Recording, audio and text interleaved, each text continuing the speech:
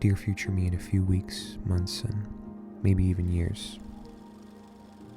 Part of me feels that I know exactly where you are. But then the other half is saying I have no idea actually, and it's just all me assuming, and maybe it's just a curated version I desire to be. But why else would I have this version of myself put in my head? Someone that I feel I could become, right? And it's weird because every time I look back and I read something that I wrote, I start to realize that I don't always connect to the older things that I've written, and from those moments, this is where we notice change, and this version of yourself that you strive to be, it's someone that's hard to recognize, it's unfamiliar, and because you haven't put yourself in those situations. Now when I write something, sometimes I don't always connect to it, and I feel like I write mindlessly at times, but maybe in the future it'll be different. You won't feel disconnected from me, and you'll read this and gain something from it regardless of what exactly you're doing right now with your life. And it's not always about the worries that we think about so often, where you see yourself in the next few years.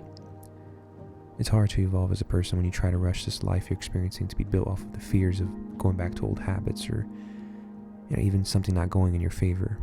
One thing I learned, it's just important to live outside of the questions, because those questions makes time feel like it's going faster every day, and the more you're in your head, the more you forget there's a whole world out there that's waiting for you to be a part of, and of course it's not always pretty. I know it's an up and down cycle, but when you distract yourself with the passions, the random hangouts with close friends, reconnecting with people from the past, and meeting new people, being open to love, taking yourself outside, even if it's just across the street, creating something that's not just for an end goal, but allows you to be present, to forget about this time that's running out on us.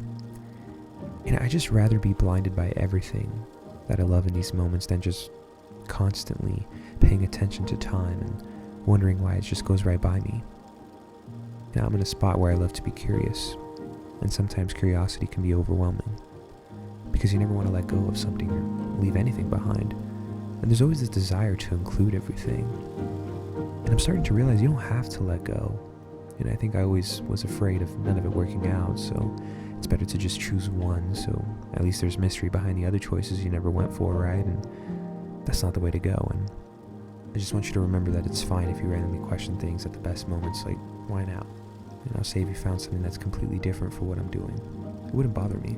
I'd probably just laugh at all of this, and maybe you've just grown so much to where you've become not only just comfortable, but content with your current reality, and I'll be glad if you didn't stop looking. The constant waiting never works, and pushing to a later time in your life to start. There's never a wrong or right moment, and there's just a time where we finally make a decision, and that decision doesn't have to have any weight behind it.